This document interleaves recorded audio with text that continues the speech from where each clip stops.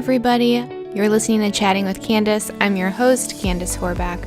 Before we get started on this week's episode, if you want to support the podcast, you can go to chattingwithcandace.com. There you'll find a link to my Patreon account or a link that says Buy Me Coffee. Both help me to continue podcasting, eventually get guests in, and increase the quality of the production. This week, I'm really excited to have Buck Angel join the podcast. Buck is an icon in the transgender community. If you want to learn more about Buck and follow him on all of his social medias, you can go to buckangel.com. I always get really excited when we have guests on that aren't afraid to speak the truth.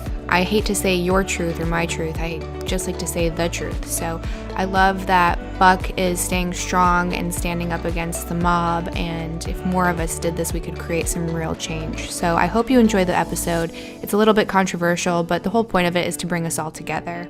With that said, enjoy the episode and give me 5 stars if you like it.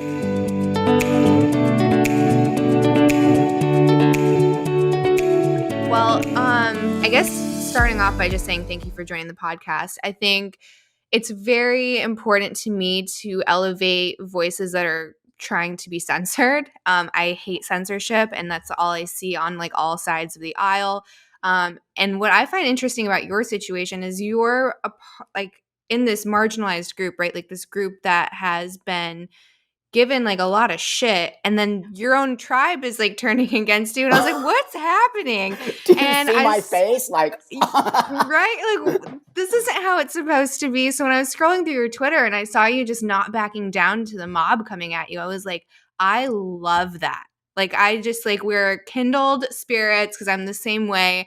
And I think there's a lot of importance behind people having that bravery. So first off, like, thank you for doing what you do. I think it's super important.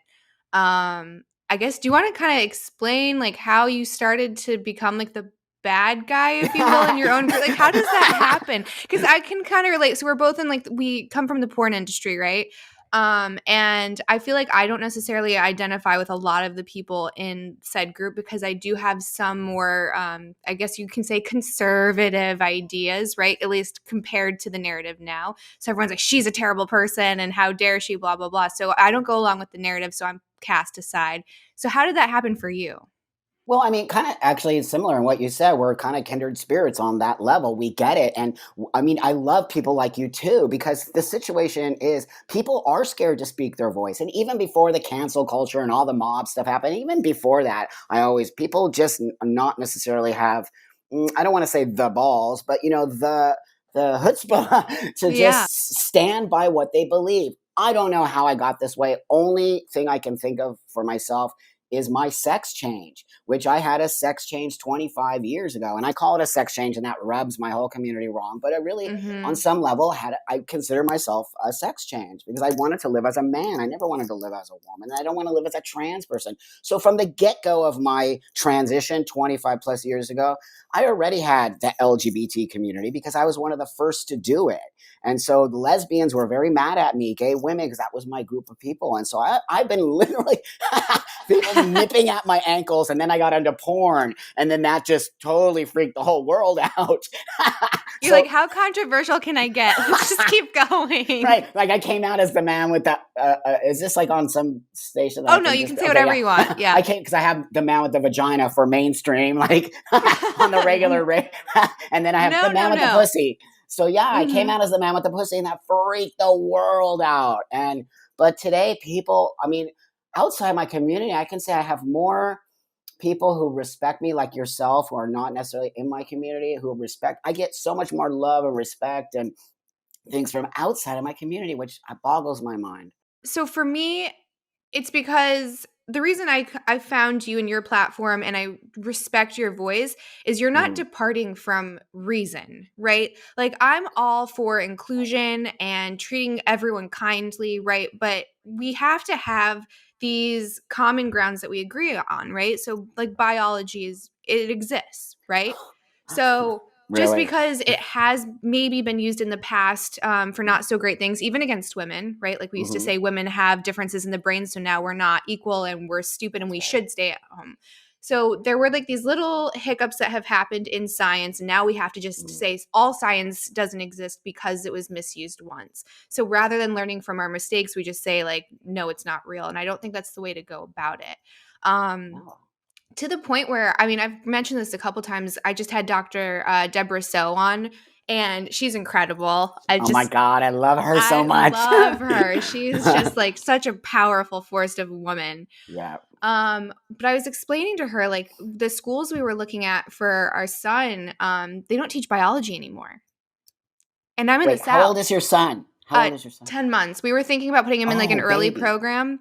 Yeah, excellent. But it's gotten so politicized even down south. I'm like, I'm not putting him in until he's like 5 now. So he's going to stay at home, and we're going to try and like, mold this person to be able to Excellent. critically think with all these ideas being thrown at him. But how do you take biology out of school, right? So it's like, are we not going to have doctors anymore? Like, this isn't helping. So back to No. the point, the way that you get people together is through communication, and not just That's saying right. like, you're a bigot, science isn't real. And then it's like, well, That's we right. can't even talk, because if we can't agree on basic fundamentals, where do we go from there? That's right. So I saw like you commenting on like that Tampax Uh-huh. commercial. So what's Yep. your take on that situation? Oh gosh, I mean, I think me and you could talk for 10 hours. It's so many different levels of things, but I have to tell you at the crux and the core of my activism, which I don't even consider myself an activism Mhm. anymore, because activism has turned into something It's a dirty other word, than, yeah. it's a Mhm. dirty word and it's gross and it's not really what activism is supposed to be about. Mhm. That said, my concerns and what I see as a person who lived as a woman for half of my life and half of my life as a butch woman, which is Mhm. a whole other level of Yep. womanhood. I fought for women's rights forever. And as becoming a man, I have continued to fight for women's rights because on some level, I'm a Trojan horse, right? I'll never lose what I had, and I don't want to. I want to sort of have that experience of femaleness in my maleness. And so I really think it makes me a better male on some level. So I Mhm. fight for women's rights. It doesn't mean I'm anti-trans. I'm a Mhm. trans person. What it means is that I see overriding voices of women, just so that a marginalized group of people can slide their way into it and literally erase a whole literally group of people who are Mhm. real and biologically real. And I'm a biological woman. I Mhm. will never get away from that. And those are the things that sort of get people upset in my community because I'm focused. I used to be a woman. I had a man. Now I'm a man. It's really basic. I don't want people out there to get lost, and they're Mhm. getting lost in understanding what it means to be a transsexual person and what it means to suffer from gender dysphoria and what it means to want to kill yourself. I wanted to kill myself. I wanted, alcohol, drugs. I'm so unbelievable. Can't believe I live and I'm here. It will make me cry when I talk about it because this is why I'm so passionate about what I speak about because it saved my life. And Mhm. it's not playing with clothes and it's not changing my hair color and it's not, and all of that is fine. Kids can do all of that, but do not encroach upon a space that literally saved my life. And when you start to talk about biology as some kind of social construct and that you are hurting me because I Mhm. cannot just go to the doctor and say, hey, I'm a dude, man, check. I don't have testicles and I don't have a penis. I have to literally go to a gynecologist. Mhm. Look at me. Mhm. So when you start to say like, men are this or women are this, and you start to confuse what biology is, you're hurting us medically in the trans world. So it's just I hate to say it's a fight, but it has turned into some form of fighting when we need to learn to coexist with each other because we will never as transgender people take over that space because it just won't happen and we don't need to. What we need to do is coexist with you as men and women. Right, and I kind of see that argument hurting the trans community as well, That's because if right. you say that biology is not real, then what's the point of transitioning? Like that doesn't Boom. that Boom, you right? just hit it. So Yeah, so it's actually that's what I'm saying. When the outside world and this nonsense is happening in this trans community, but you people out there are starting to see this, mhm. and that is detrimental to the future of transsexual, transgender people. People will start thinking we're wingnuts. They already do think that. I'm literally trying to save. I'm like, we're not wingnuts. I swear to God, we're Mhm. not. We're literally actually cool people. Right, like it's like this loud voice, like this loud crowd doesn't necessarily represent every individual. That's And I right. think when you speak for an entire, whether it's a race or a gender or gender That's identity, right. like you get into a lot of murky water there, right? Oh, Like people, I don't like being identified as just a porn star, right? Like I'm so that's much right. more than that. So if you listen to like those loud voices, like that doesn't Uh-huh. necessarily represent me. Right. And that's why you stand out in the porn world because, again, we have the porn world, right? And I stand out in the porn world too Mhm. because we created our space there and we did not succumb again to this idea of what a porn star is or what you need. You can't be a smart woman if you're a porn star. You must be stupid because it's the only thing you can do, right? Blah, Right. blah, blah. Perpetuating that. You literally blew out the box and said, want to bet? Mhm. Check this out. And that's why people respect you because you actually respect your line of work. People think when we're sex workers, we don't respect our work. Of course we do. That's why we Mhm. do it. Oh yeah. But then you just get, I feel it, you just see you see both sides, and for some reason it's always like the radical side that's the loudest. And That's I've heard right. you on another podcast and they were mentioning the importance of like the silent majority. Hmm. And I get it, like a lot of people aren't controversial and they don't want to speak up to certain things. But I think like you at some point you have to, right? When it You starts, have to. for like the safety of everyone else, honestly. Like you said, it saved your life. So I don't know, like, do you talk a lot about like your experience transitioning? Because you've said like you were the first, you were a bit of a guinea pig, right? So there was That's a right. lot of medical uh, dangers that no one kind of knew when it came to No. transitioning. Like you had issues with, was it your cervix or? Yeah, so what had happened was like again, 25 years ago, nobody did it here in LA. I was Mm-hmm, the first for my doctor to remove my breasts and the first for the doctor to give me hormones, and everything was pretty much an experiment. My hormone doctor said, "Dude, you're a guinea pig. I don't know anything. I don't know what I'm doing. Are you willing to do this?" He said those words to me. And so, I don't want the community to look like I'm this guy who I've never asked for that from this community. All I've mm-hmm, ever asked for is respect from where I come from as an elder in a community. And if you look at any other community or group of people, they respect their elders. I mm-hmm, respect all of my elders. I would never be where I am today. Even in my pornography business, I respect the elders who came before me and created a path in order for me to be able to do this. That said, this newer generation of people don't even understand where I came from or the future of where we are today and how do we even get here.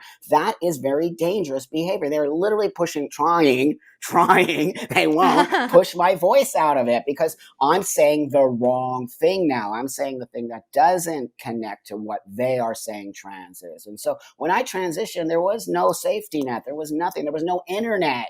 I couldn't even go and Google sex change or what am I going to look like? Can you mm-hmm. imagine? Honestly, people need to understand. I literally went into it blindfolded. I Mm-hmm. had no, and I had a mantra that I always said, I will just kill myself. I will just kill myself if this doesn't work out. And what that meant for me is if I started looking all weird I would just literally off myself. So I came from a space of suicide. Always that was in the back of my head. Always I'll take myself out. Always. And so that's why I fight because I fought to get to this space. What you see here is all made. I go to Mm-hmm. the gym, I work out, I create a space for myself. And that this new idea of passing is also not cool with people. They don't like it in the trans community. They don't What like if you look male or female. what's passing? So passing is when you pass as a biological person, right? So Oh now my, I don't know, no longer look like a woman. I pass like a man. I go, that was the whole point of my sex. That right? was the whole point of my sex change. Are you? And like, if you ask me my pronouns, I'm gonna get so mad at you because the whole reason I transitioned is so I don't have to tell you my my Um, pronouns. oh my God. That's on my list of things I wanted to get your opinion on. So, Yeah, even in the South, like this is like it is completely spread. Like it's everywhere, right? that's right. I'm all about respecting other people. So if you want me to call you whatever, I'm going to do That's that right. because I'm not going to purposely hurt your feelings, right? Like it doesn't That's right. matter anything else. Like that's my main Yep. goal. Um, but the idea of forced speech really doesn't sit well with me. And the idea of people that are very obviously one gender or another having to announce a pronoun. So a lot of the universities here, when you first, like day one of school, you would sit up and you say, "Hi, my name is Candace and my pronouns are she and her." And I'm like, but Yeah. do you know what I Thank mean? you. So Yes. I understand it for people that might be ambiguous, right? Like, That's right. sure, but Yep. what's that percent? And almost it's a mockery of sorts, right? When you have people that are so obvious that have to like stand up and Yeah. announce, it takes away from the other people that maybe do need that conversation to be had. So, I what's your agree. opinion on pronouns? I totally agree with you. And here's the deal. Why I don't think it's okay to do that is because people like you are now not in my community, but you're now being forced to use some kind of language that has nothing to do with your life or anything. And Mm-mm. that's not okay. So it's not necessarily for me just the pronoun. It's the way we as a community have Mm. gone at it and said, you have to do this, and then they attach what? You're transphobic or you're a turf or you're all these things. And it's actually a very manipulative. I don't know who's running this community anymore, but whoever it is, they're very manipulative and there's some power and money behind it. I mean, there's no doubt in my mind there's power, money, there's surgeries happening, there's all these things happening that really point my mind to money. And I'm like, why would we force people to take on our language? Back in the day, in the LGBT community, we used to go, hey, queen, girl, tranny, whatever, Mm-hmm. dyke, we even say, you whore, Uh-huh. and like, you can't even do that anymore. Yet you got to tell somebody how to say your pronouns. So you see this total fascist sort of way of like, now this is the only way you can speak. And so that's why I push against it. Because I live in a country where I'm allowed to think and feel and speak the way, even as a transsexual. And so if we start to sort of like bow down to this idea that if you don't do it, you're transphobic, then we're actually in a very bad space and none of us are going to move forward and you're going to hate me because I'm Mm-hmm. forcing you to speak the way I want you to speak. And so I'll be honest with you, I do think this is not going to last for a long time. I think people are fed up with it and I think people are starting to push back and they see me like you Mm-hmm. saying the things I'm saying, and that's why they attack me because the community's scared of me because I'm exposing the hypocrisy in that community. Right. And it kind of shows where their intentions are, right? Because you very much bring people together. Right. Like It's my that's point. all I see is like That's right. you're bringing this marginalized group into the rest of like society who people were maybe That's right. scared of, right? And they're like, this is this thing I don't really know what Yeah. to do with. I Yeah. don't know pronouns. I don't know biology, like whatever. They were scared to have the conversation. And you're like, no, it's fine. We can hash this out. If we disagree, that's cool. But let's have a civil Right. conversation about it. And they're like, oh no, what? Like that makes too much sense. So why are you going after someone who's making a bridge? What would you say the end goal is for these activists? Because to me, I think Yeah. it looks a little bit ominous to me. Like it doesn't look like they have the best intent. And I'm, Nope, they do not. They do not. And I'm going to tell you, as somebody in this community, they do not. mm-hmm, And how I know this? Oh, I could just give you many examples from my own self. mm, And just recently, they took me out of a conference that I was supposed to speak at, that I spoke at 2 years ago. And I speak at many conferences because I'm the guy who literally almost died from atrophy in my cervix, right? wow. So I had gotten Mm-hmm. atrophy, which is because of long-term use of testosterone. I was the first recorded case in the history of somebody transitioning in the history of the whole world. I got atrophy and almost And died. how important is that, right? For everyone How else. important? Yeah. It's more than important. It will actually save lives because I almost died. The doctor said, dude, if you didn't get in this hospital 5 more minutes, you're septic. You would have died. Wow. And so I created a whole workshop.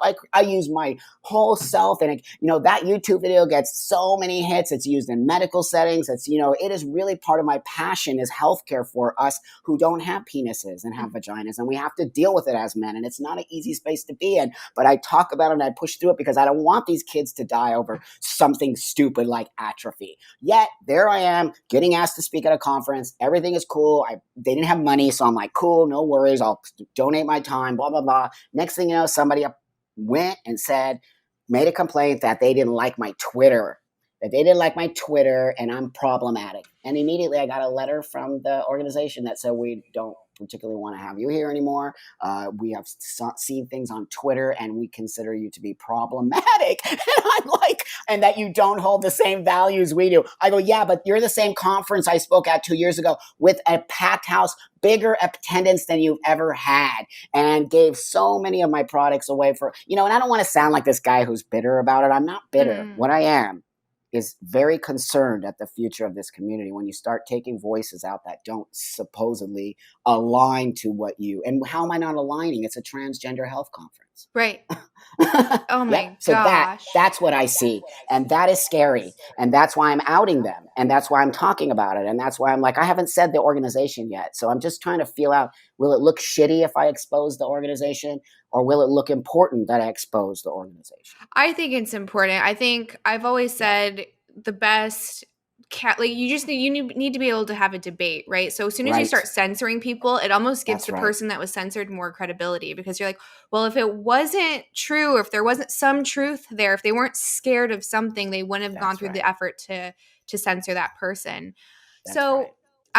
I always say I'm like a little bit disagreeable, especially for someone who's like a female. Like we tend to be more agreeable. Uh-huh. So I always try to see, I guess, like the point of view of other women, especially, or just people who are maybe more agreeable or like more opposed to controversy or Mm. confrontation. So, like, what's the worst thing that can happen from like, that's what I always say. Like, what's the worst thing? Like, when you get canceled from a conference, like, but what was going to happen if you didn't get canceled? I don't understand. Like, someone was going to leave a bad review on Yelp. I don't, like, Oh no, what are we scared of? no. See, it has nothing to do with that. And how I know that is, look what me and you are doing right now. We're literally on Zoom. Do you Mm-hmm. think conferences are in person now? No, they're Mm-mm. not. They're literally online. So Mm-hmm. nobody would ever even have to actually see me unless they actually went into the room. Mm-hmm. This is how they're going to get nailed even more. Kind of could understand if I was physically showing up, and these some non-binary people just hate me beyond belief because they make shit up that I hate non-binary people. I don't hate anybody. I actually don't hate anybody. I dislike some people, but I do not hate. It's not my space. So that being said, I'm not even there in person. I'm literally in a space that you would have to make an effort to get into. And now you've taken my voice out of a conference that is so detrimental to the future and health. Nobody does the same workshop that I do because nobody has the materials that I do. And it's like, I'm only there to teach about whatever my personal opinions are on Twitter should have nothing to do with me going into a space that I have always been in, Mm-hmm. right? So, Mm-hmm. and it's non-binary. They said non-binary people have a problem with me. Well, I don't speak to non-binary Right. people. So why are non-binary people telling me I can't come to a conference that I've already spoken at? That's the scary part, my friend. So Yeah. do you see the people that were really excited to hear you speak? Are they Yeah. speaking out and they're like, are they getting loud as So, well? yes, people are scared. They don't want to do Of it. what though? Like, what They are they don't want scared of? to. They don't want to get behind me, which is also a thing. There's many people out there that send me so many. I can show you so many DMs. Thank you, Buck. I can't come out because I'll lose my job, which is real. We know that. Or I'll lose Okay. my space in this, or I'll lose my space in that. But please keep doing it. It's why I keep doing it, because you did say that to me. Dr. Deborah says it to me. Mm-hmm. Abigail says it to me. Mm-hmm. Tons of trans men say it to me who won't come out because they don't want to get backlash from the community. But I have a lot of people behind me who say, please continue to do, because like I said, what's the worst, like you said, actually, what's the worst thing that can happen? I say Yeah. it to myself all the time. What? You're never going to cancel me. It's No. not possible. You can only get canceled if you let people cancel you. Mm-hmm. You cannot do that. And so that being said, that's what keeps me going, is that I know some kids out there feel so much like they want to say what they need to say, and they see me, and on some levels, eventually they're going to break through and go, if Buck can do it, so can I. Mm-hmm. Yeah, leading by example. I think that's That's really right. important. I get the same Excellent. when anytime I post anything controversial or that doesn't go against or that goes against like the main narrative, like That's how, oh right. my gosh, someone's doing it, I can't do it, I'll lose a job. So I get it for those people, I guess, that have like a typical 9 to 5. But it's crazy because Yeah. I've seen you get called transphobic, and I'm like, bro, we have departed reality. It's the best. What? Like, where are we? Where are Oh my we? God. I don't know, but I laugh because it's the only thing I can do, because it's so insane. Like, it is actually nothing logical is happening in this transgender community. It's the minute they made it an umbrella term, which is what they did. So it encompasses 1,000 different genders. That was the first mistake. And I said it many years ago. I go, you guys are going to make a big mistake, because Mm-hmm. now everyone's trans. And now no one can, everyone's trans. You don't need to even transition. You don't even need gender dysphoria. You don't even need to do this. You're just trans. I'm like, okay, this is totally insane. It's like saying you have cancer when you don't have cancer. Mm-hmm. Like, just to get some kind of like But you points. do though, right? You get a lot of these, That's right. a lot of attention, and you That's get right. put on this pedestal because we are overcorrecting from a time where there was like real violence and bigotry towards that community. So Right. everything's always an Wow. Mm-hmm. Right. overcorrection instead of just finding like a happy medium. So for Right. me, one of the really big things that I've been trying to get loud about and getting like experts on is the rapid onset gender dysphoria that you're seeing in girls, and it's so yes. Oh my God. I'm glad to see she's on Amazon now. Oh my God. I got so ripped. I got ripped a new asshole for this one, but you don't think I didn't know that already? I'm going to say it to all you people out there. Tough titties. Because you know what? I will speak out. I will continue to speak out for the children. Mm-hmm. For the children. I don't care about you people out there who just are old enough to make logical choices. There are children now involved in this who are being told things, and parents who are being told things that are not true. And as a transsexual man who literally got my life saved, and I'm going to say it, I'm a badass, whether you believe it or not, it's because I love my life and I did it in a way that I never looked back. We are giving kids hormones at 8, 7, hormone blockers with no research. Are you kidding? And you don't think a book like this was ever going to get written? Mm-hmm. Of course it was. Abigail just saw it before anybody else saw it. Mm-hmm. And so shame on my community for just being like, okay, let's just use all these kids as experiments, because that's basically what we're doing. Oh my gosh, and then, it really is. Oh my God. Do you know what's going to happen? These kids are going to turn 15, 16, 17, and they're going to go, wait a minute, I'm not a dude, I'm a chick. Mm-hmm. And like, my parents made this choice without my consent. Yes. And the doctors today, and you watch, lawsuits are going to come in. It's a mess. It really is. And to me, like, the really sad part was, the doctors are playing like a really evil hand in this, because they say, oh, do you want a dead son or a happy daughter, or vice versa?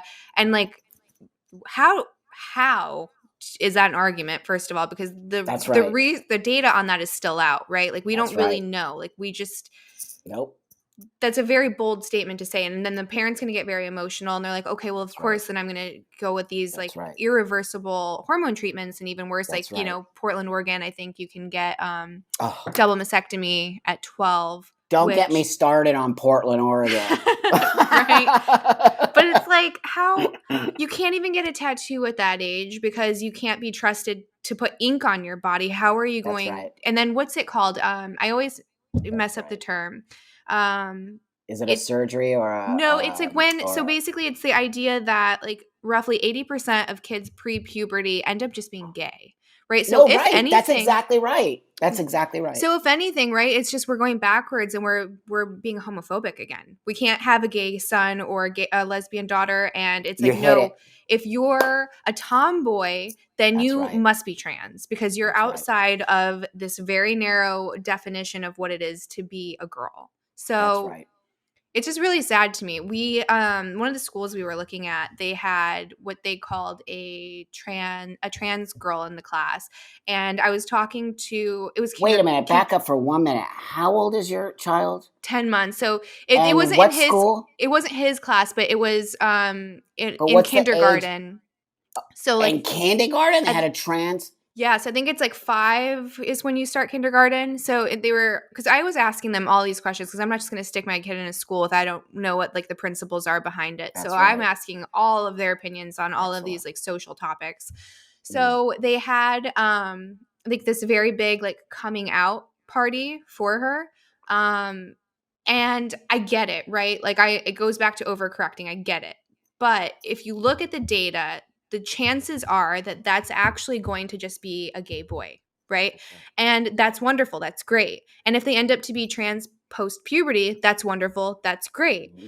But if you look at the data and it's saying 80%, there are huge social ramifications for even socially changing your gender at that age, because as human beings, we don't like to say we were wrong and backpedal. Mm-hmm. So it's like, well, I made this huge change and I can't go back, right? Like it's going to be too embarrassing. I don't want to admit my faults, whatever. Or my parents told me this and the doctors told me this, so I must be this.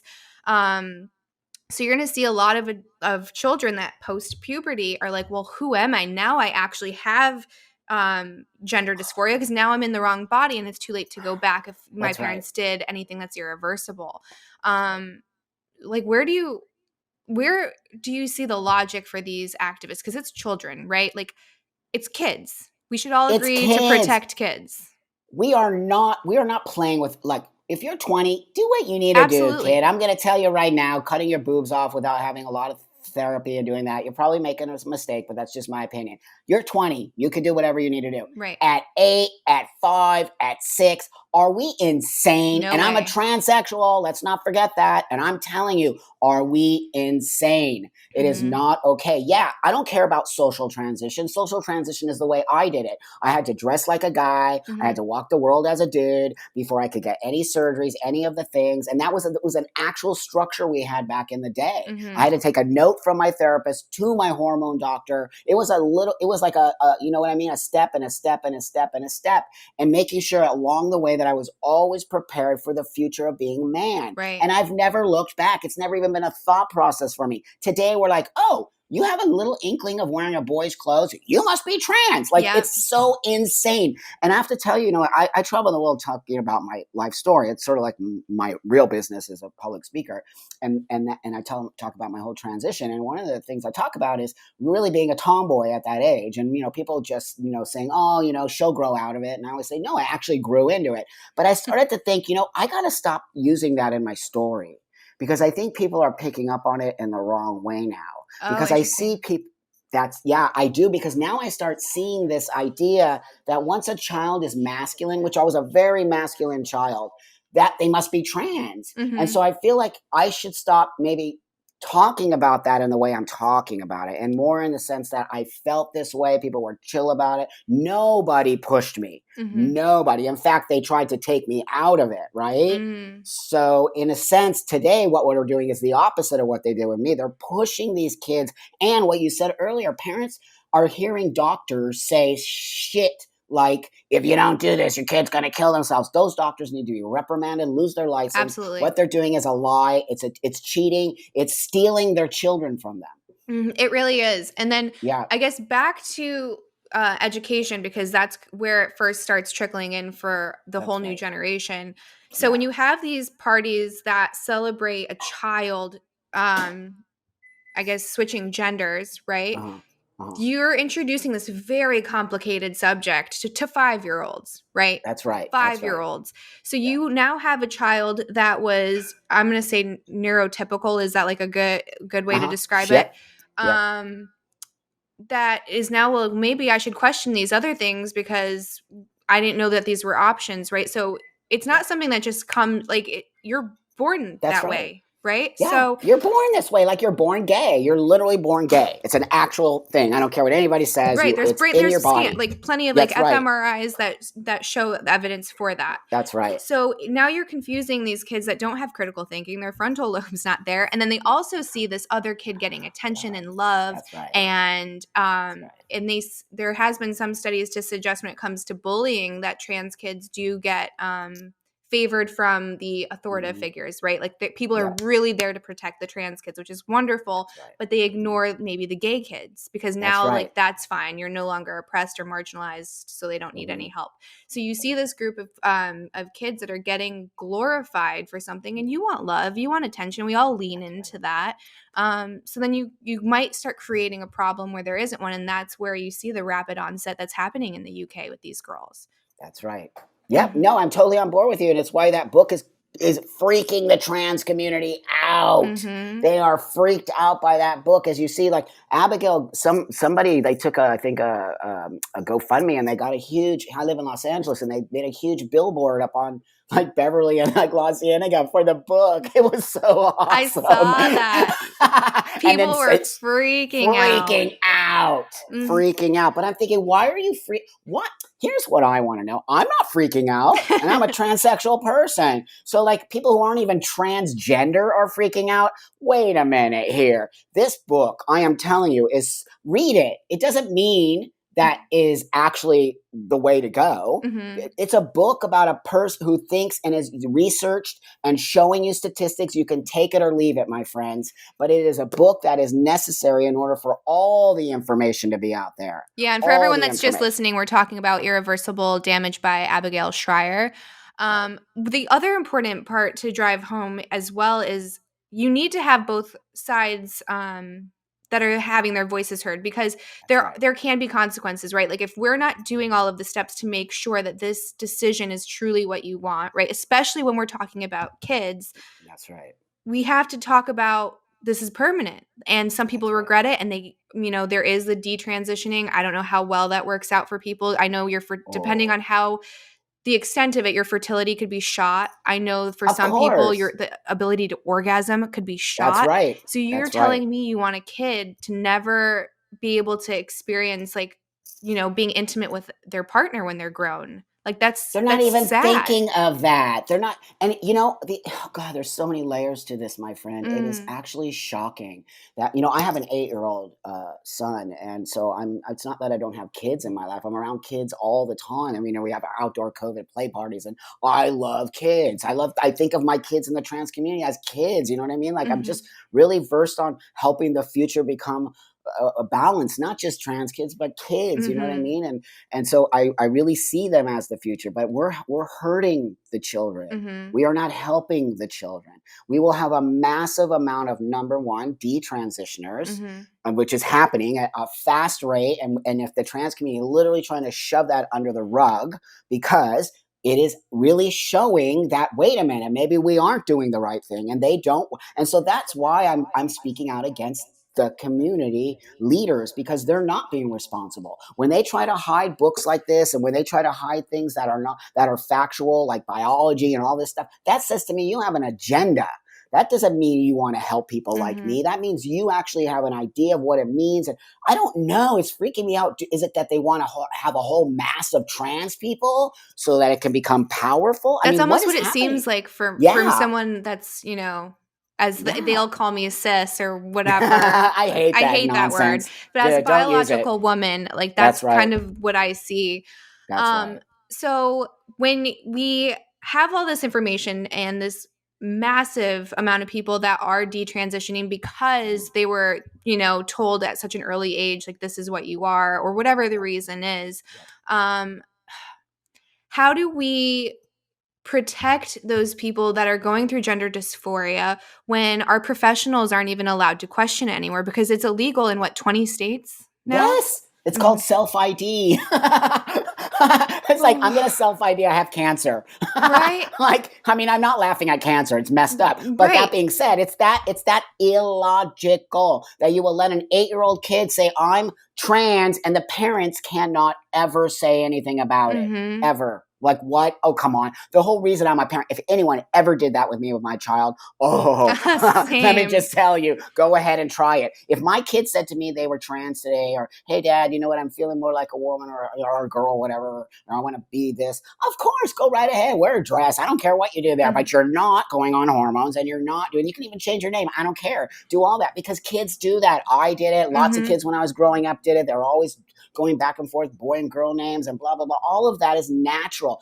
Number one thing is the health of this child and the future health of this child. Mhm. And when you start putting in something called Lupron or a hormone blocker with no understanding, what are you doing? And I can't even believe parents do it. I'm Oh, just so like, it's I wow. so I don't know a lot about the hormone side of it. So I had really bad endometriosis. Mm, How old was I? I think I was 19. I mean, I would look pregnant. I would get so much swelling. I would yeah. miss work because of the pain. So I actually got on Oh, Lupron yeah. for about a year, and I Wow. mean, it's like this big old shot to put in your ass, and Wow. it would, like, wreck me for the rest of the day. I had Right. so much shit happen to me because of that medication. There was class Ew. action lawsuits and all of this stuff.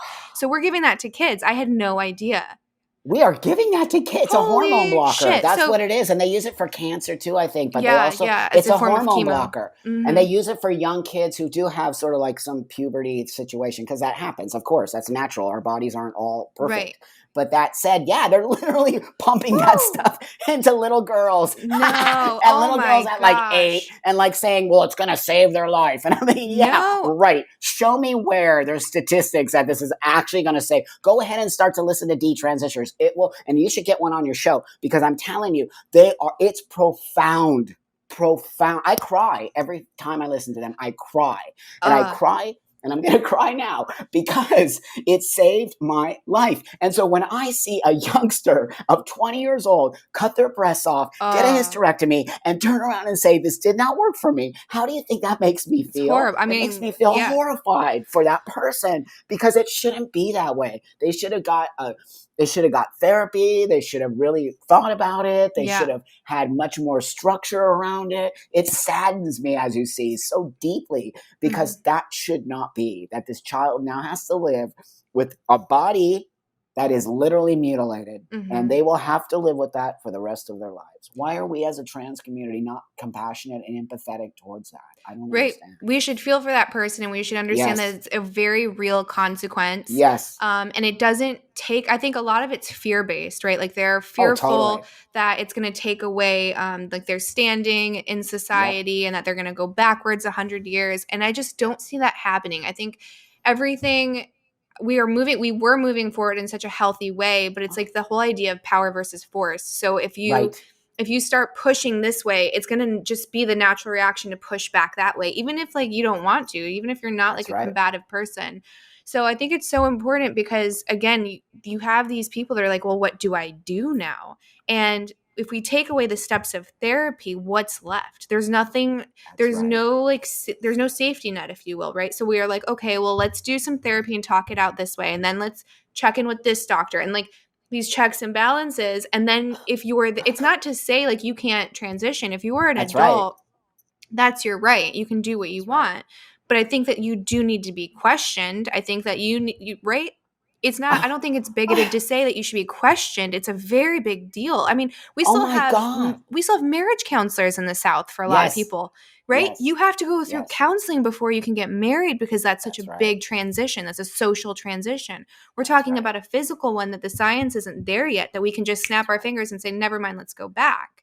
That's right. So I guess when it comes to legislation, like how do people start reversing this? Because right now, again, 20 states, you can't even question a child if they go in. You're just like, okay, all here of you those go. things are going to be reversed. You I'm think pretty so? sure of it, because people are starting to see how irresponsible it is of us. It's irresponsible. Now, here's the deal. I'm not saying that some kids shouldn't have that situation if it's available to them. When we have more understanding of long term, and if therapy is involved in the transition, and if parents are given all kinds of information why you should do it and why you shouldn't do it. As a parent, if you only gave me, you should do this or your child's going to kill themselves, I would leave that office and so fucking fast and I would report you, just so you know, because you're not giving me why. Why will my kid kill themselves? Show me statistics on that. They're not showing any of that. They're just guilt tripping these, because I think it's this sort of, for lack of a better expression, brownie points that they get. Everyone is latching on to trans stuff. Doctors are now trans doctors. Really? I question that. How did you become a trans doctor? Did you go to trans school? Did you learn about trans medicine? There is no trans medicine. So how are you a trans doctor? You understand what I'm saying? Oh, wow. And how are you a trans surgeon? And how are you giving across hormones when you weren't even taught how to give cross hormones? So I'm questioning the medical world. And then that's why also all of a sudden I don't get asked to speak at the medical conference, because I'm there. I go to all the doctors. I question all of them there. They go running when they see me show up. It's because you actually have real like sound points, right? And you lived it. So you're like, no, like this is real. We can't just do this and expect like the body not to react in such a way. It's like, this is all so new. Oh my goodness. It's kids. I mean, God, why are we even having this conversation? Why would a book, Irreversible Damage, have to be written? It had to be written. That's the scary part. It's not the book, what's inside the book. It's the book itself. That says a lot to me. And then also Deborah's book, right? The end of this book had to be written as well. That says to me, that's how scary it is when we start to have to write books. And, they're like, burn the books. I'm thinking, burn J.K. Rowling book. Like, you people are out of your minds. You are actually out of your minds, because that's not how we're going to get people to like us and move forward. Now everybody hates us because we're like, J.K. Rowling is a transphobe, when she is not. She's definitely not. No. Oh my God, it's ridiculous. I saw them going after her and I was like, what are you doing? Like, you just know she's not she's not those Just things. now. And I'm glad she kind of said something because like as a biological woman, like I see this MySpace disappearing, right? It's That's like right. I That's see it right. being taken away by these trans activists. I see it taken away by what I'm going to say allies, which I think is another gross word because Oh, it's just like, gross. okay, cool. Like I get it. Like you're virtue signaling. Awesome. That's where we're at in this conversation. I love you. So there was another article I just saw and where they took the word mother away. And to me, Oh, that's God, I such like a know. sacred word to me. I just had a baby. We had a very Oh, traumatic birth. Like oh, no. he's wonderful now. Like he's super healthy. But like that word to me is such a powerful word. And it doesn't take away like from gay couples or trans No, couple. It like that word needs to still exist, right? I'm not that's gonna let right. that go. So it No was called way. the birthing parent is now what they called that. And I was like, Here's the deal what? with language. Why they can say whatever they want. Call it birthing, call it marriage, call it, I don't care. Mm-hmm. But don't you dare tell 99% of the world, which is biological, Mm-hmm.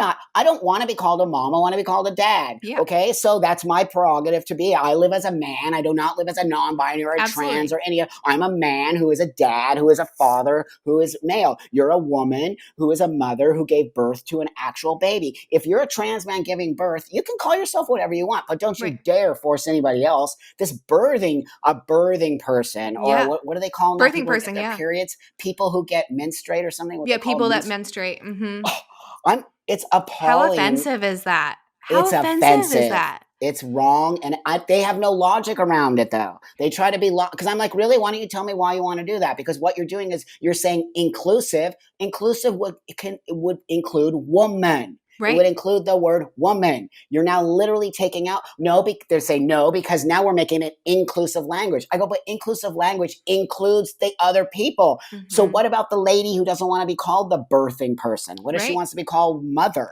So you're telling her that she can't be called. You see, but they don't have an argument with me. They just shut me down and call me transphobe and then turf because you can't. It's you fight back, friend, because I'm fighting back. There's no way they're going to take that off the table. It ain't going to happen. It um ain't going to happen. the use of language is Nope. honestly it's brilliant on their end, right? Because you don't want to Yep. argue against these things, and once you overcomplicate something, then you're like That's you right. automatically give the other person credit instead of yourself. So you're like, well, I'm just not smart enough. So that's the whole Right. idea of postmodernism, right? That's right. It's like how confusing can we be? And That's I'm right. just a scholar, and this is Yep. my again the my truth argument. Like there's just truth, so there's no like That's that's not right. subjective. So if we like overcomplicate this, then people will That's just right. back off. So you get this That's small, right. right? Like that's the whole point. So it's Yep. like if we say, well, what is a woman, and they keep diluting that That's down, right. you're like, well, I just don't understand because I've never been oppressed or marginalized, so I shouldn't Mhm. speak up because it's not my Right. stage. I think everyone's That's allowed not an true. opinion, everyone's That's allowed right. the stage. I hate when people are saying men can't be in this conversation, biological people Ooh. can't be in this conversation. Like Ooh. that's how we start into like very scary situations. Like that's how That's right. Germany happened, right? That's right. It was slowly taking away the voice of this group, and it doesn't matter, they don't deserve it, and That's this right. is why, and you keep justifying it, and then we That's end right. up in, I don't know, 200 years in the past. It's exactly what's about to happen.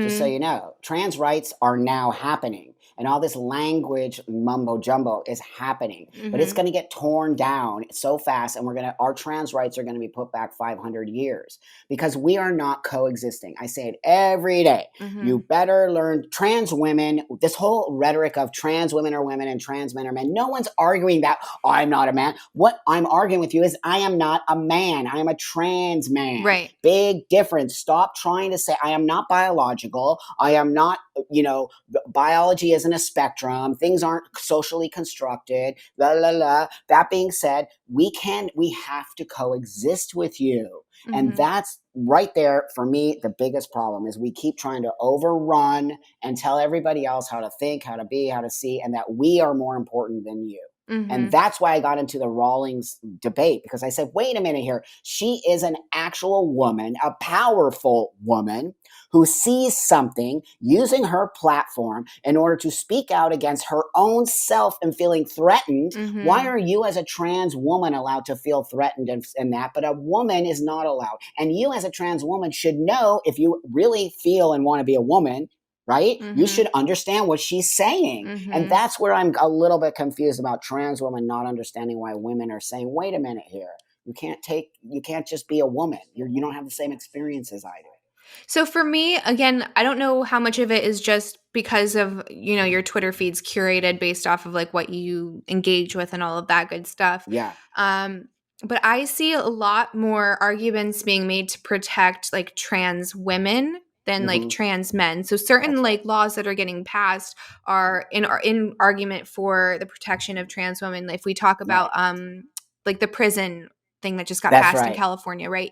And That's I right. never thought of it like that until I was reading your Twitter, and I was like, Mm-hmm. holy shit, this makes so much sense, but why is excuse me, why is no one saying this? So the whole thing for the listeners is that you get to go to and I think this is happening already in Canada, right? Mm-hmm. Mm-hmm. So you get to go to the jail with the sex that you identify with, or the That's gender that right. you identify with. So if That's you're a biological man and this actually happened, you go in for violent crimes like rape, you're now in a jail full of women. But we're not thinking about the trans men that were biological women That's right. being sent into a very violent situation surrounded by That's right. biological men where they're going to be very easily outstrength. Like there's the strength difference is huge, right? Just Oh my God. The thought of that, and it's I've been to jail, terrifying. It should be is terrifying.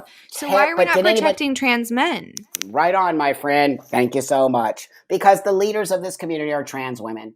They're billionaires who have a lot of money, and I could name a bunch of them right now, but I'm not gonna. There's a lot of older. They're not elder in a sense of transition time. A lot of them just transitioned in the last 5 years. Mm-hmm. Very, very rich men who changed to women and live that way and have a lot of money and are funneling that money through there. So that said, these laws and things get passed because guess what? In America, things are easily bought. Lobbyists exist. Money talks. And so don't think, because I'm boggled in my mind. I'm like, wait a minute, I've been fighting for trans rights for 25 plus years and things barely moved. And all of a sudden, these trans powerful women got involved in the thing and things started moving fast. So I see money attached. I see an agenda, and I see trans women have the more powerful voice because they were socialized as men. This is really what people need to understand. Trans women are so different than trans men because I was socialized as a woman. So what was I taught to do? Be much more meek, not necessarily be so aggressive on moving forward things. I had to reteach myself that this is how men act, right? Mm-hmm. So that said, women aren't taught to be aggressive. When we're taught to be aggressive as a woman, you're a bitch right? Or you're just like that kind of lady. So I think trans women have a different understanding of socialization. And so they come into it with much more of this, I'm going to The get aggressions this. there, yeah. That's right. Mm-hmm. That's right. Yeah, I see that too. And that's no dig on trans women. And I hope No. nobody takes that as that. It's just what I see as a trans man and why trans women tend to have a much more powerful voice within the community. And most of the hate I get is from these certain types of trans women. Those are the ones who are constantly calling me a TERF. So, and then what do they say when you have that argument? Because just to like put it into perspective, like the average when we were talking about biology here. So I know it does change after I think it's like 15 years, whatever, you start to see changes. But for the average couch potato biological man, his grip strength is stronger than a lot of Olympic athlete biological women. That's just biology, right? So if you stick someone who is a biological woman into a jail with biological men, what do you think is going to happen? Right? This man ain't going to jail. No. So, no. And Like- it's scary. I will be put into okay. So no, I'm not even sure if I'll be put into general population, Probably which not. is where you get raped and nailed. And Yeah. Are you kidding me? I would be so destroyed. I remember I have a vagina. I don't have a penis. Right. I would be destroyed. Yeah. Yes. Yeah. You Yes. wouldn't last a day. So Not a day. So when you Not bring a day. up this argument to these activists, what do they say? Because that's a very real threat for trans men. They don't have an argument. They just say it doesn't matter.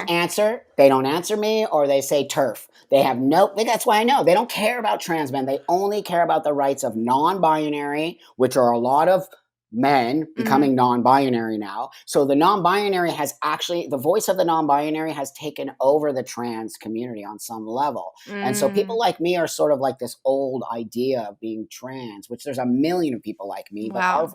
we transition to become men and women, and we go back into the world. And I can name 500 people I know like me who literally live in the world and have regular jobs, and you would never know.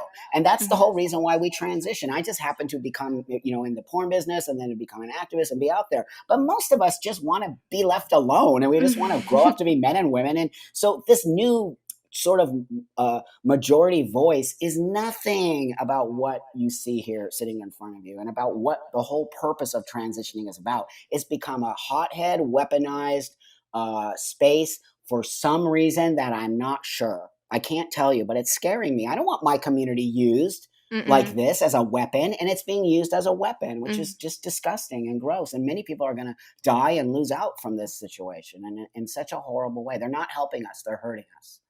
Yeah, I don't really see where you go from here, especially when it's getting like filtrated into the schools at such an early age. Like it's you almost need like a counter activist group that brings resources to these schools and That's is right. saying like That's this is right. actually going to do more harm than good. And if you That's have right. a child that is experiencing gender dysphoria, these are healthy ways to handle it until That's puberty. And you can still support the child, love the child, treat the child with respect, but ultimately have their best interest at heart, which is not to give a kid everything they say they want, right? Like Oh the my things God. If I gave my kid everything they want, like, that kid has to work for shit. I'm not kidding. I'm like, no, dude, you want that game? You better get out and pick up the dog shit and go wash the car.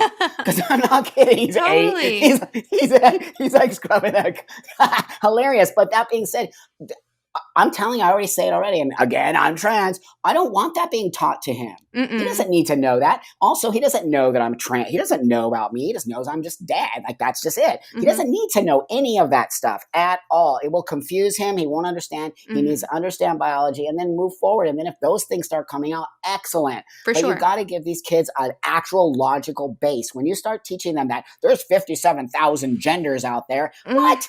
No, don't teach my child that. I will rip him out of that school right now, and I will make a complaint. But I don't understand. There's some strength in academia too. And the academic part is also really scary. What's happening in colleges and universities and this queer theory and all of this nonsense, and everything is a spectrum and everything is socially constructed is so dangerous.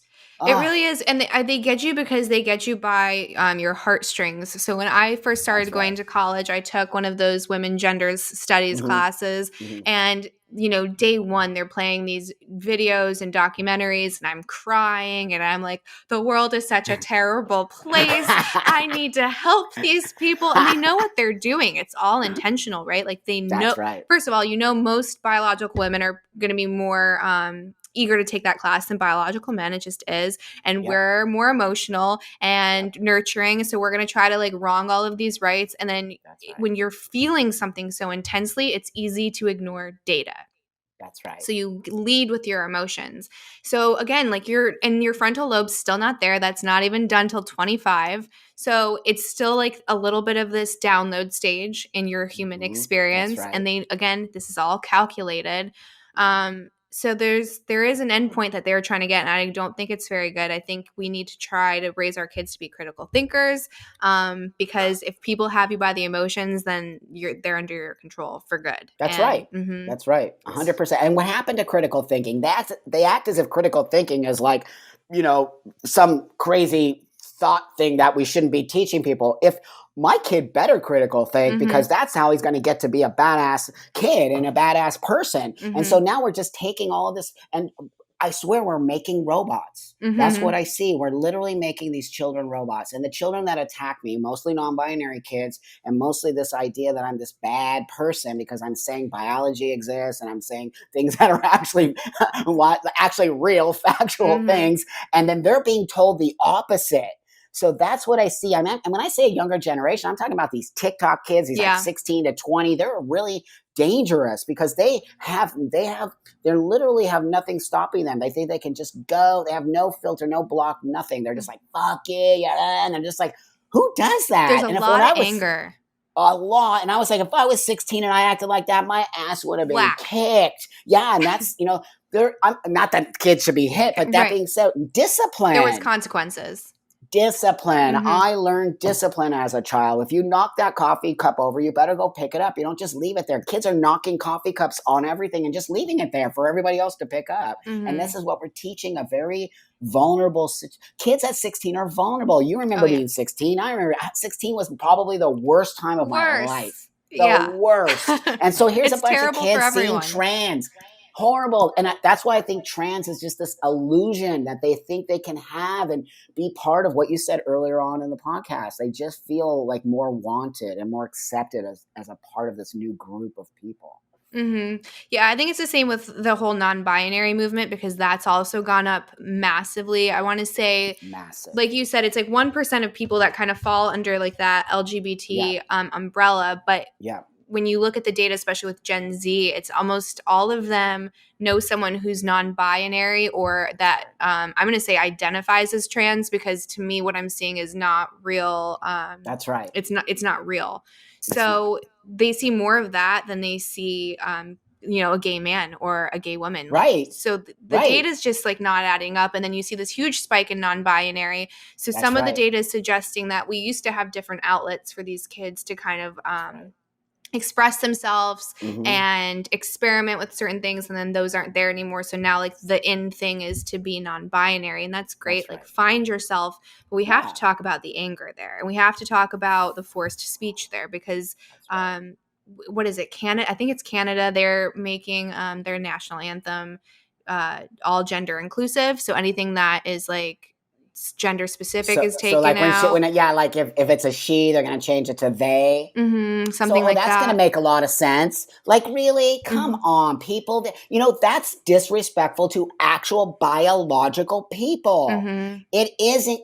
Male, female is inclusive. I don't understand why people are acting as it's not inclusive. I don't care if you're non-binary. Right. You're still male or female. On some spectrum within there, you are male and female. Male, female is inclusive language.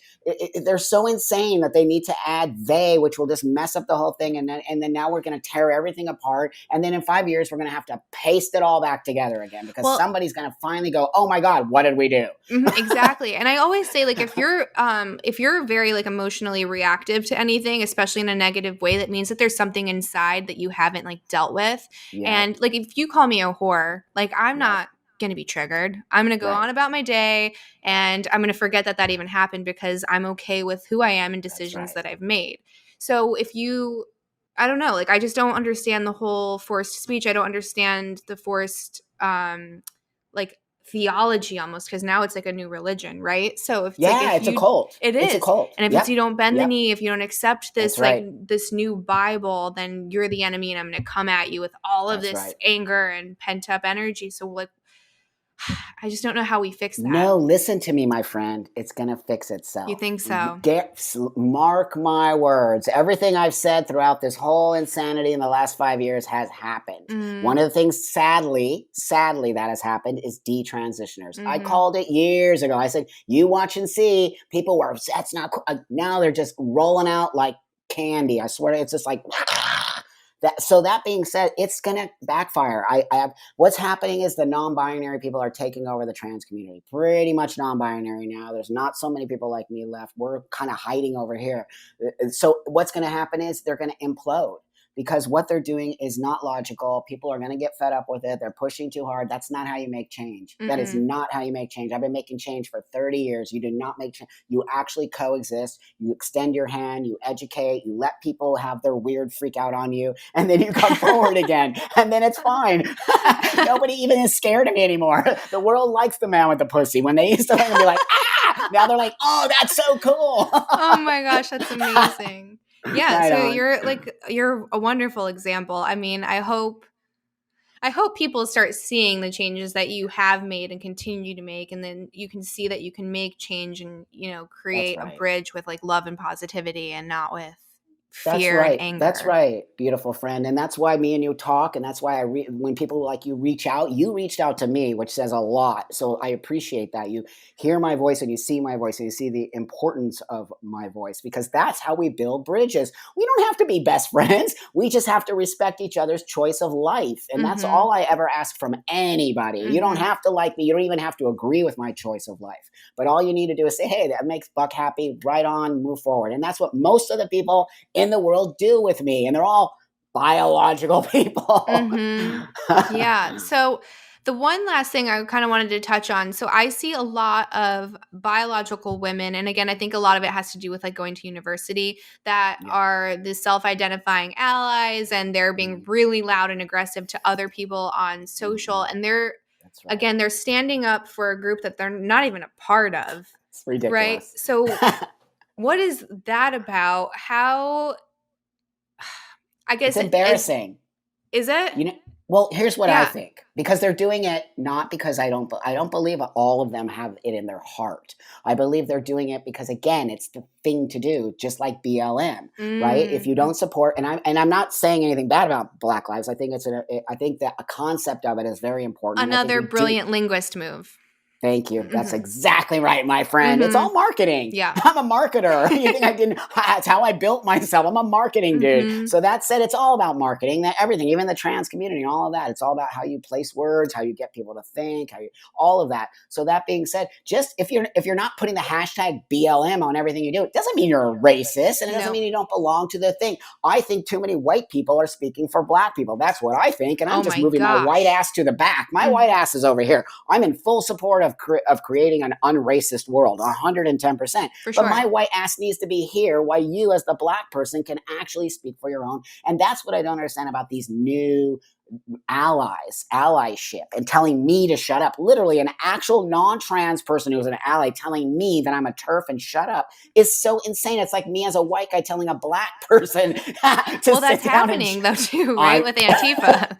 Antifa is like telling these conservative Black people to be quiet, wow, and you're like, wow, whoa. Again, it's wow. the departure from reality. That's right. Oh That's my right. And goodness. everyone thinks they're doing God's work and everyone Mhm. thinks they're like doing this amazing shit when everyone needs to sit down, introspect in yourself. Mhm. What is it that you want to create in the world? Not what you think you need to do in order to be a part of this bigger. No, people need to come back to themselves. We're becoming this sort of monolithic kind of thing in the trans community. We're all the same. We're all thinking like, no, we're not. And I'm Mm-mm. never going to be a part of that in any of the communities I belong to. I belong to a lot of communities. So we need to teach people to start to come back to themselves. And what is it that you want to project into the world? And what is it that you want to create in the world? Not I want to belong to this organization because it's the thing I need to do without people calling me a racist. Mhm. I think that's that too, right? Is everyone's like so scared of being called anything that's like That's phobic right. or ist or whatever. That's right.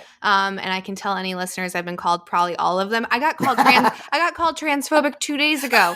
And I was like, well, you're gonna be really surprised at my guest and that airs in 2 weeks. Like I love you. I love you. You totally use me. You're like, really? Buck's my best right? I friend. was like, Do it. if I was, I wouldn't be having a conversation, and I'm not. I'm Friend, fully supportive of you everyone are doing what they not. want, right? Like, I believe, I'm like, provide the evidence, provide one There is no single evidence. iota. No. Here's what I'm going to tell you, friend. That's why you got to take transphobia off the table now because they call me transphobic. Right. So that should just immediately tell you right Right. there. It doesn't mean anything anymore. When you start to eat your own, when you Mm. start to come into your own community and start to force language like Nazi, it's so Nazi and so Yes. fascist and gross. It's like, oh, you're not good enough for the Nazi party. We're going to put you over here. You know what I mean? Like it's Mm-hmm. so insane. And so to tell somebody like you that you are transphobic, what does that do? That literally puts you over here and goes, okay, fine, I'll just be a transphobe. See you later. Mm. Ain't going to help you. Like, Right. no, you reached out to me, which you already did a million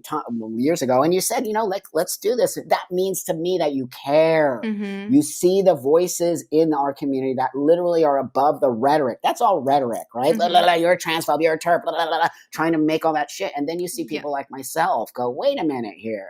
Mm-hmm. There's another No, way to approach everything. it's disgusting they called you transphobic. I'm Oh, I know. disgusted. And I'm honestly, if I disgusted. wasn't like who I was, like that could have really That's affected right. me in a negative way, right? Like Yeah.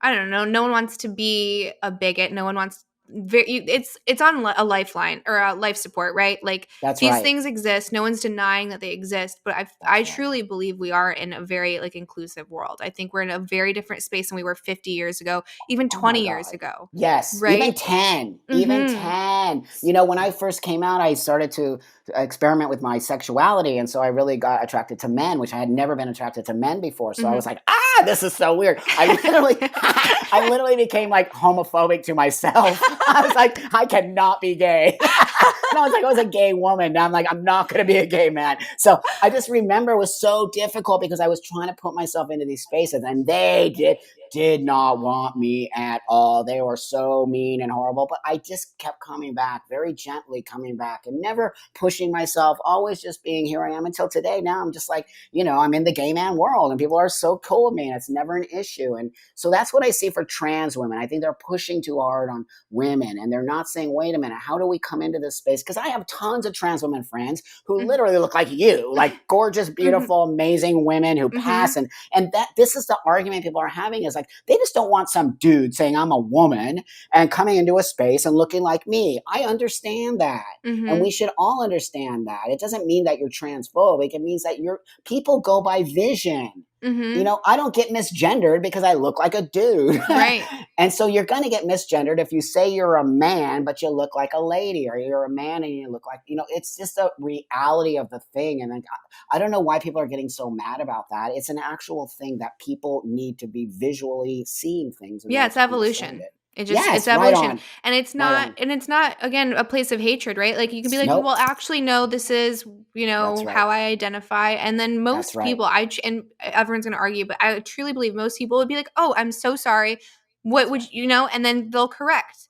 Most people are not going to just pick a fight and be mean to a complete stranger. And I mean, I live in the South and it's not going to be like that here even. People are very I lived different. in Louisiana for 4 years. Louisiana. And believe me, it was chill there. Nobody cared. Everyone's just like, yeah, dude, let's have a beer. Yeah, it's awesome there. So, those misconceptions again, right? The misconception of the South, the misconception that all black people are like this, the misconception that trans people are all like this. I mean, we have misconception that's why I always back to individuality. The trans community is not individual anymore. It's like become this one entity. And it's like, no, we're different. We are literally individuals first that build a community. And people are missing that step of individuality. So if you had one message for like the SJWs of the world, what would it be? Oh God. I know. One message to them would be this. Listen, have conversation, have dialogue. We might not at all agree on it, but let's move forward and create the spaces we need to create in the world without attacking each other. Conversation. That's beautiful. They just attack us because fear and all kinds of things, but no one has conversation. If we have conversation, we can figure out how to get out of this mess. That's how you solve everything. I truly believe it. Excellent. Well, thank you so much for joining the podcast. Can you tell the listeners where they can learn more about you, follow you, support you? Okay, sure. Thanks so much, my friend. So Twitter, if you want to really get into it, which is Buck Angel. Instagram is more my like heartfelt stories and like my crazy stoner time I do on there. And that's Buck Angel. And then I have official Buck Angel on Facebook, but I don't use Facebook much because I kind of find that to be a huge shit show. And buckangel.com. And also anyone out there who has any questions, reach out to me. I'm super accessible and I really love to talk to people and educate people. Awesome. Well, thanks again. We have to do this again. I would love that. Excellent. Yeah. All right, my friend. All right. Thank you. Thank you. Sending you love. That's it for this week's episode. I hope you enjoyed it. If you have the time, please rate and review. And you can always hit subscribe to stay up to date with our latest episodes. I hope to have you back.